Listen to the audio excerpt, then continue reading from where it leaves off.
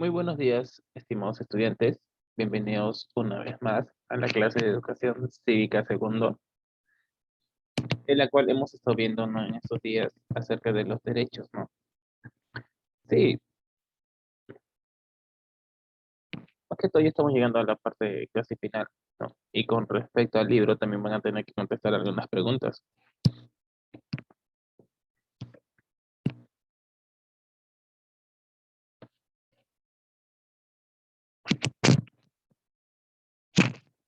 Ya, a ver, ¿cómo han estado estos días después del sismo, ¿no?, que agarre en la madrugada?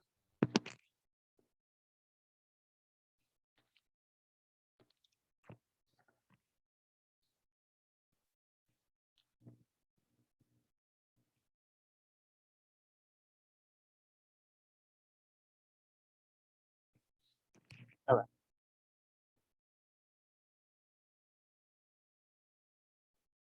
ya hemos visto también las corrientes, ¿no?, que estaban fundadas en los derechos.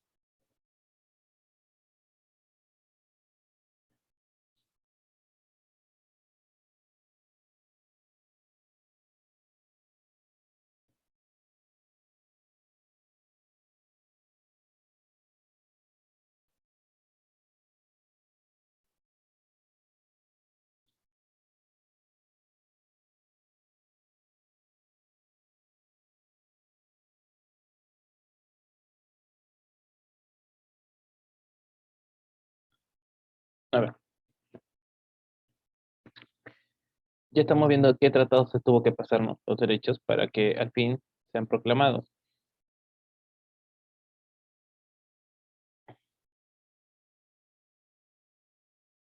Según su naturaleza y fundamento, Norberto Bobbio afirma la imposibilidad de encontrar fundamento absoluto a los derechos humanos y alega para ello cuatro razones. Primero, la ausencia de un concepto inequívoco y claro de los mismos. Segundo, su variabilidad en el tiempo. Tercera, su heterogeneidad. Y cuarta, las antinomias y conflictos que existen entre distintos derechos, como entre los civiles y políticos, por un lado, y los sociales y culturales, por otro. En el coloquio del Instituto Internacional de Filosofía, celebrado en Alquila en 1964, Bobbio propuso sustituir la búsqueda de un imposible fundamento absoluto por el estudio de las diversas fundamentaciones posibles que las ciencias sociales avalaban. Y en cualquier caso, para el jurista italiano, el problema básico relativo a los derechos humanos no es su fundamentación, sino su puesta en práctica y protección. Pero son muchos los juristas y filósofos que no comparten esta creencia, sino que por el contrario, la fundamentación de los derechos humanos ha sido y es objeto de gran interés a lo largo del tiempo, y la mayoría considera que es una labor teórica con gran incidencia en la práctica.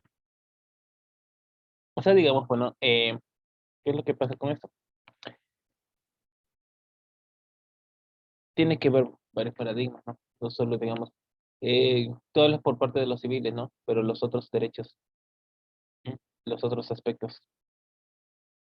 Eso era lo que, digamos, se estaba planteando.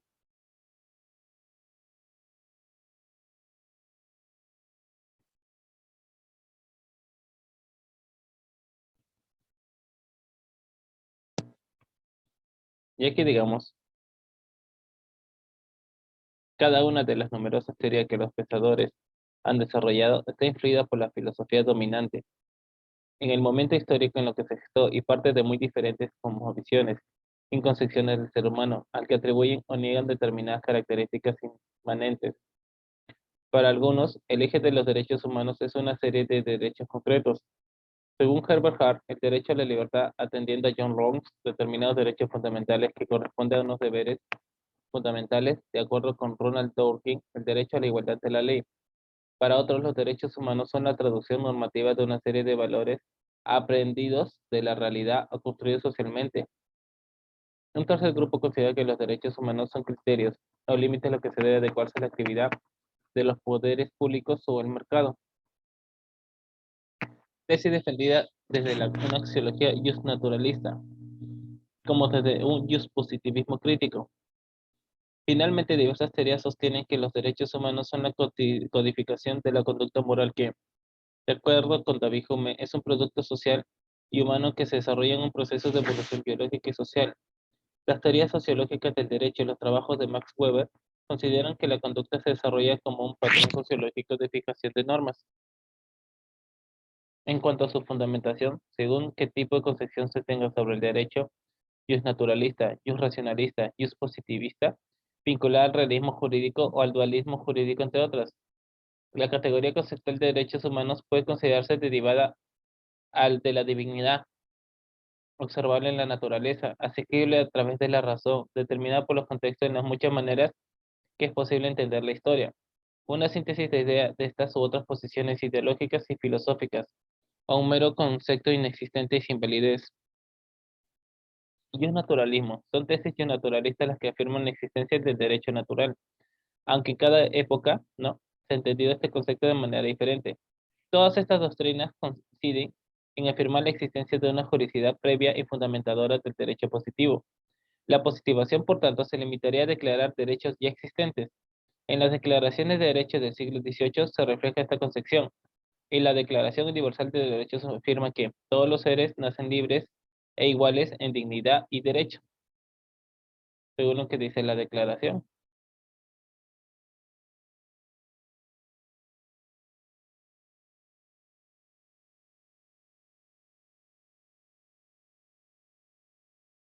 Algunas teorías naturalistas afirman que los derechos humanos se basan en aspectos biológicos, tales como con la conveniencia como para la supervivencia de la especie en el contexto de la selección natural, de una conducta basada en la empatía y el altruismo. Otras la sustentan en el orden moral natural, tal y como se deriva de determinados preceptos religiosos. Considera que la conducta moral es un conjunto de prescripciones objetivamente válidas, y apelan a textos como la Biblia o el Corán. Frente a estas, desde el siglo XVII, ¿no?, con Hugo Grocio ha cobrado fuerza y un naturalismo racionalista, de la mano de autores que se desvinculan progresivamente con la idea de Dios, basándose únicamente en la razón pura. Aunque si bien existen en la actualidad diversas fundamentaciones y un naturalista, de carácter o inspiración religiosa. Entre ellas se encuentra la doctrina social de la Iglesia, que retoma las ideas de los padres de la Iglesia y Tomás de Aquino.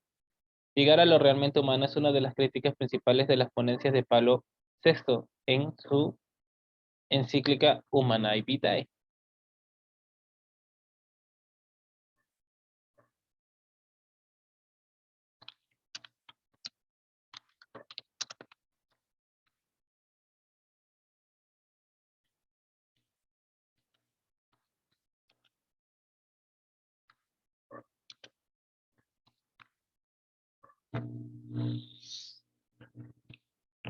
Según la doctrina social de la Iglesia, el fundamento sólido e inmediato de los derechos se encuentra en la ley natural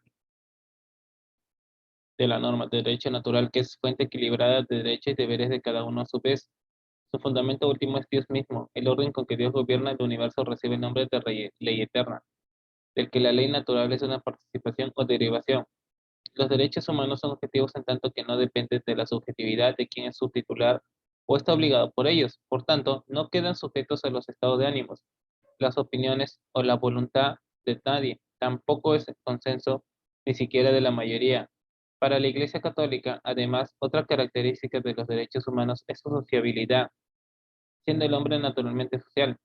Existen derechos naturales de la persona en cuanto individuo, pero también en tanto miembro de diversos grupos sociales naturales, es decir, derechos naturales de la familia, de las asociaciones o de las naciones.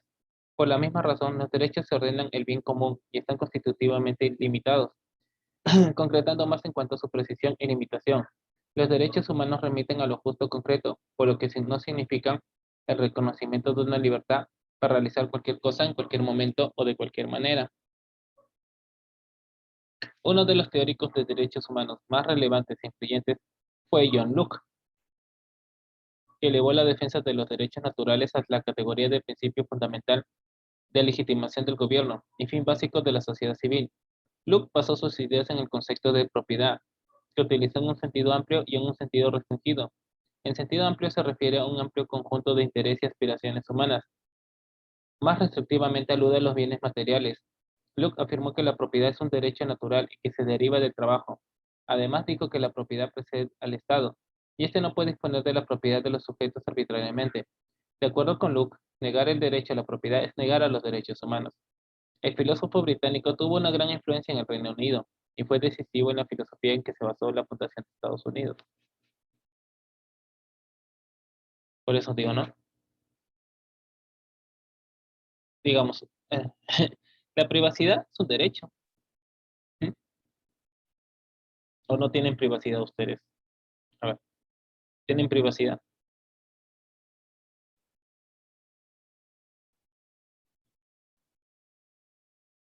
Algunos filósofos han considerado que los derechos humanos se derivan en un derecho a valor fundamental determinado para muchos autores, entre los que se encuentra Samuel Pufendorf.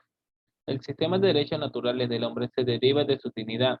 Otros como Hegel o Kant afirman que la libertad es fundamento de los derechos humanos y al mismo tiempo el principal de esto. Kant representó la culminación de un proceso encaminado a depurar las teorías naturalistas de elementos históricos o empíricos, al fundamentar su teoría del derecho natural en principios a priori, entendidos como exigencias de la razón práctica. En la segunda, en la segunda mitad del siglo XX, y tras su decadencia en favor de las ideas positivistas, el derecho natural resurgió con fuerza con multitud de teorías muy diversas. De ellas algunas mantienen una fundamentación objetivista de los derechos humanos, en tanto que afirman la existencia de un orden de valores o principio de validez objetiva y universal, independiente de los individuos.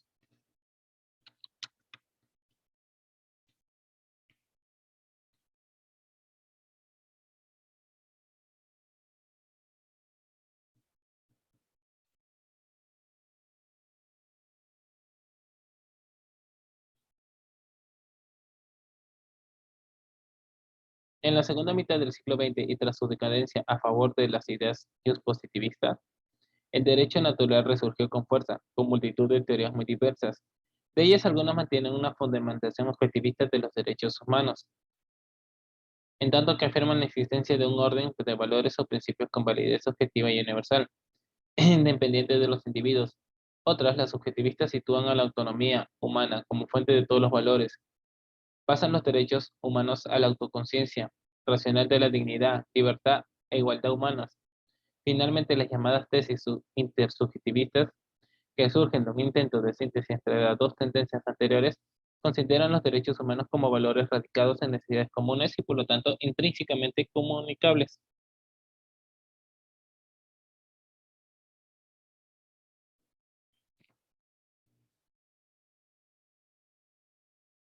¿no? A ver,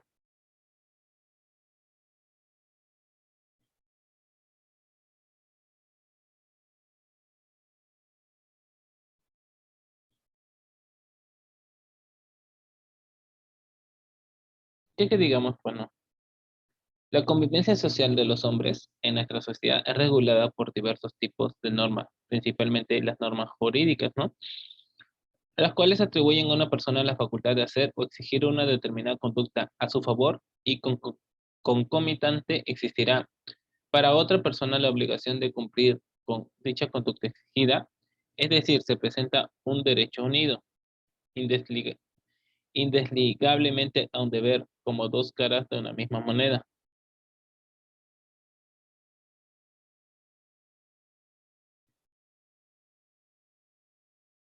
¿Sí? El vocablo derecho, bueno, a ver si se recuerda, ¿no? ¿Qué era lo que venía con el vocablo derecho?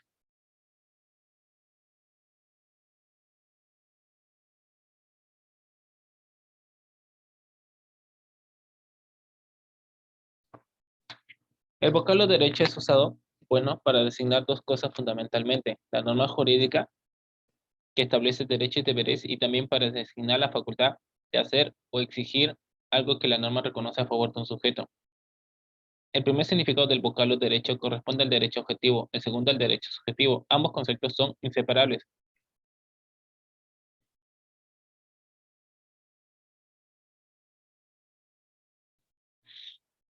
A ver, ¿hubo posiciones? Sí, pues no, les dije los positivistas, ¿no? En la cual señalan que los derechos de las personas se originan luego de la existencia de las normas jurídicas de las leyes que lo establecen. Señalan que antes de la existencia de la norma jurídica no existen realmente derechos subjetivos, por cuanto no podemos exigir a alguien que realice algo que de la ley nos señala.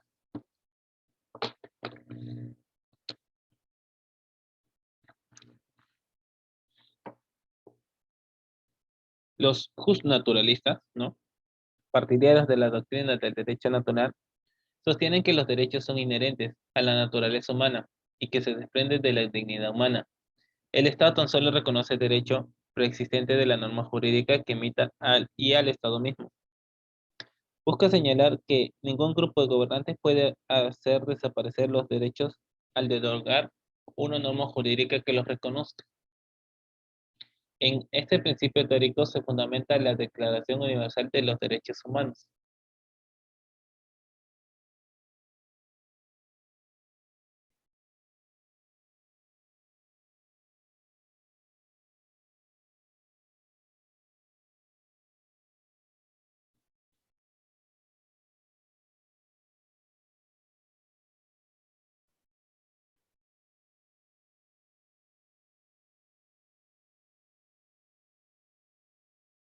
Los derechos, ¿no?, que tiene toda persona son enumerados principalmente en la Constitución Política del Perú, en su primer título. El texto constitucional clasifica los derechos en tres grandes grupos, ¿no?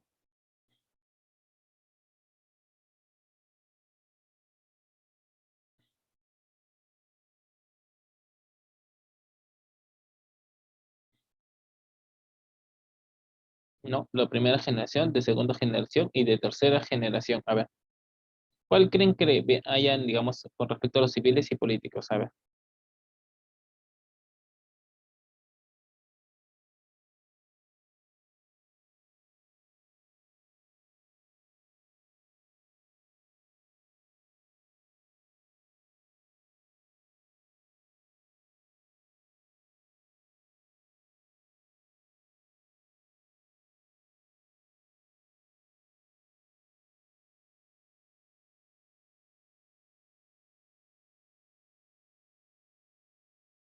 A ver, con respecto a los derechos, ¿no?, civiles y políticos,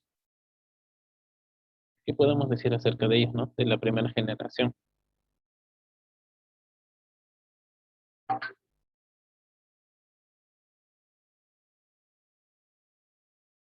¿No? ¿Qué podemos decir acerca de los derechos civiles y políticos?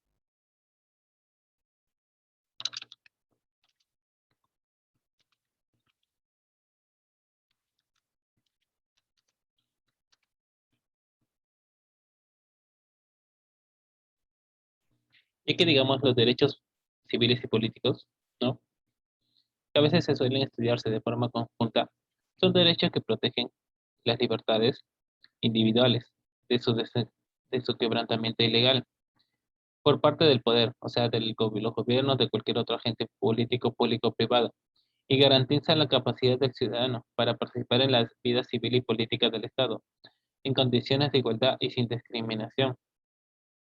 Los derechos civiles son los reconocidos por todos los ciudadanos y por la ley, y en ellos se distinguen de los derechos humanos y de los derechos naturales.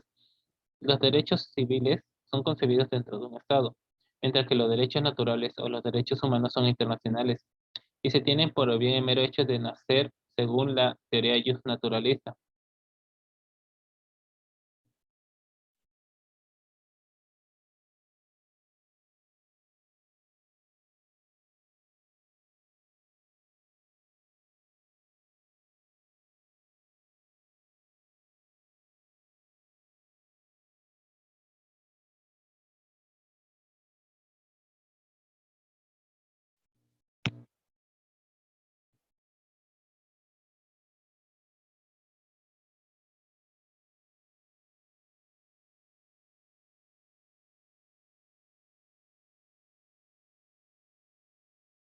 Los derechos políticos constituyen la primera porción de la Declaración Universal de los Derechos Humanos de 1948, así como los derechos económicos, sociales y culturales que comprenden la segunda parte.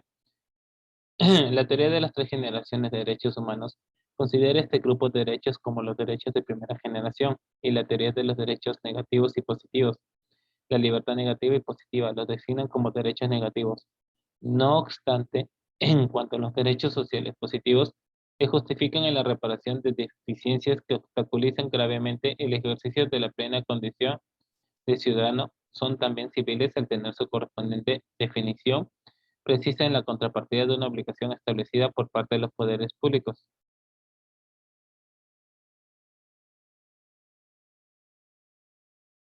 La Convención Americana sobre Derechos Humanos establece en su capítulo 2 de Derechos Civiles y Políticos los siguientes derechos y libertades, ¿no? Reconocimiento de la personalidad jurídica, derecho a la vida, la integridad y libertad personal, la prohibición de la esclavitud, la servidumbre, garantías judiciales, principios de legalidad y retroactividad, derechos de reunión, libertad de asociación, protección de la familia, derecho al nombre, derechos del niño, derecho a la nacionalidad, derecho a la propiedad, derechos de circulación y de residencia, derechos políticos, igualdad ante la ley y protección judicial.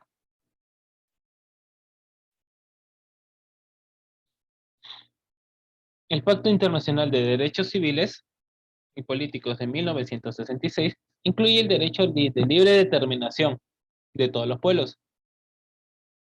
Los llamados derechos colectivos, por oposición a los derechos individuales, están dentro de los derechos de tercera generación, según la teoría de las tres generaciones de derechos. Según parte de la doctrina, estos derechos no son susceptibles de jerarquización, pues son indivisibles e interdependientes. Para otra parte de la doctrina, ¿no? De Vida, Rosati, Efhanen, Riofrío, es posible establecer criterios lógicos, cronológicos, axiológicos, normativos, entre otros, para establecer algún tipo de jerarquía abstracta concreta.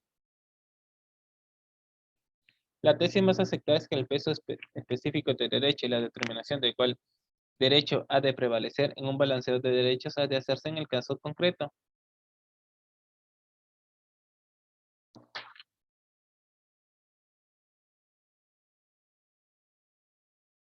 Los derechos civiles incluyen la garantía de la integridad física, o sea, el derecho a la vida, y moral, derecho al honor, y de la seguridad de las personas, ¿no? Los domicilios y las comunicaciones, el derecho a la igualdad y la protección contra la discriminación originada en cualquier condición personal o social.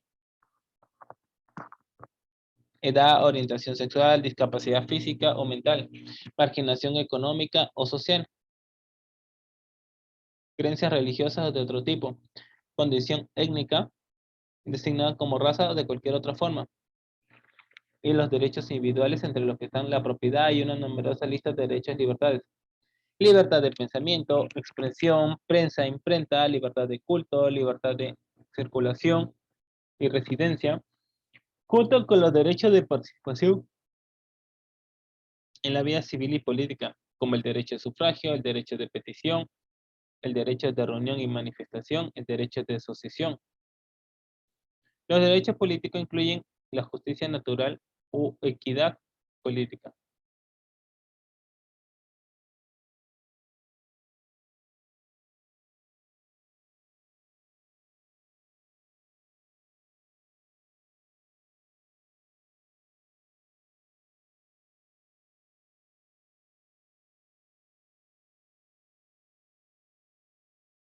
No, a ver. Ya que digamos los derechos políticos incluyen la justicia natural o equidad procesal, expresada en los derechos de las partes o de los reos acusados, y el derecho a un juicio justo con garantía.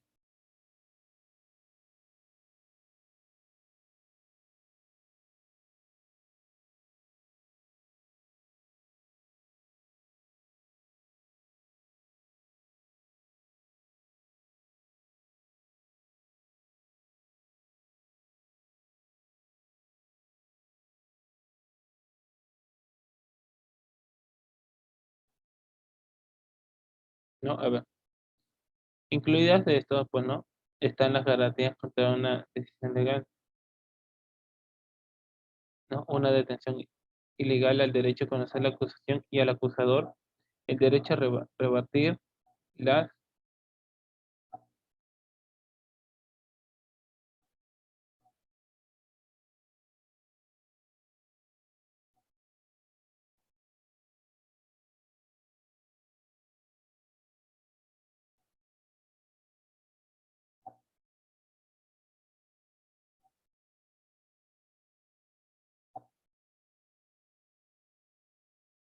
Ya, a ver.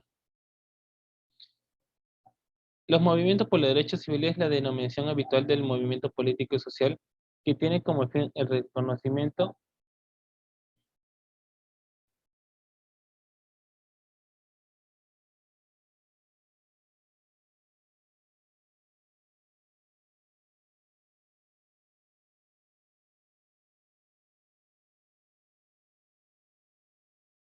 Ya, a ver. Los movimientos por los derechos civiles es la denominación habitual del movimiento político y social que tiene como fin de reconocimiento de los derechos civiles, aunque la etiqueta se asocia especialmente al movimiento por los derechos civiles de Estados Unidos del tercer cuarto del siglo XX, protagonizado por la minoría negra.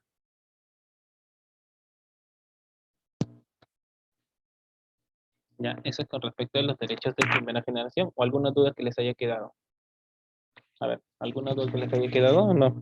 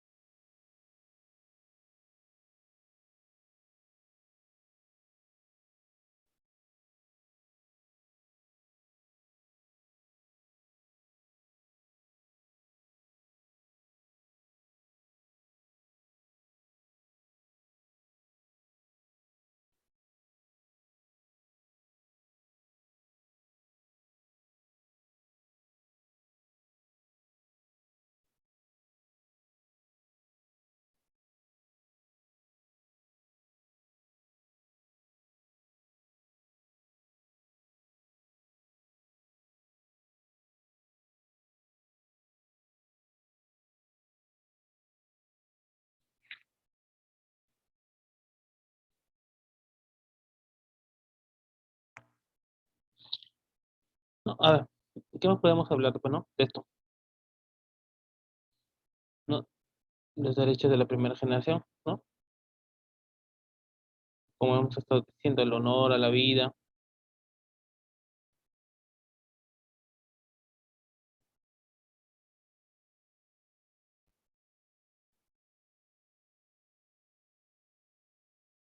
¿no? A ver, aquí tenemos,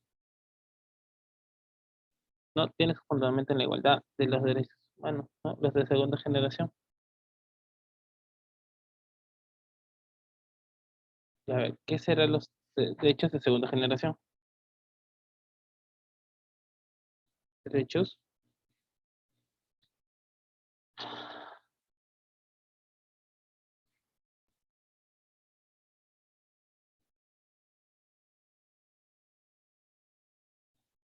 a ver, ¿qué serán los derechos de segunda generación? A ver,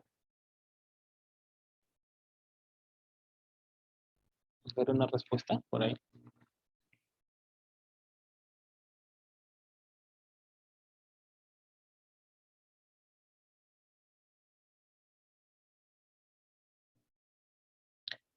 Los derechos de segunda generación surgen como resultado de la Segunda Guerra Mundial y la victoria de coalición internacional antifascista. Parten de la idea de garantizar a la base material del ejército de los derechos fundamentales de la primera generación y por tanto hacer posible el ejercicio con igualdad de derechos fundamentales de la ciudadanía democrática, aunque algunos desarrollados y posteriormente en el Perú Internacional de Derechos Humanos y Sociales y Culturales de 1966, que entró en vigor en 1966, no,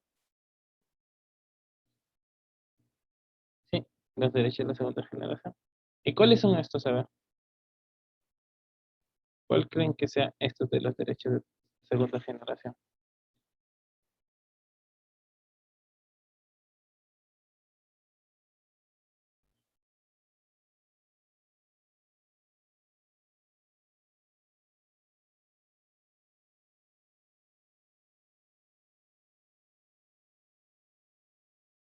¿No? Ya que digamos, bueno,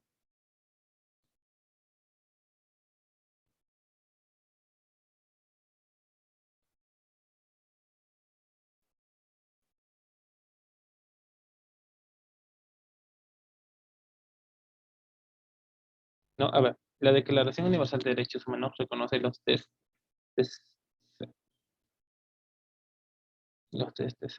falta un minuto.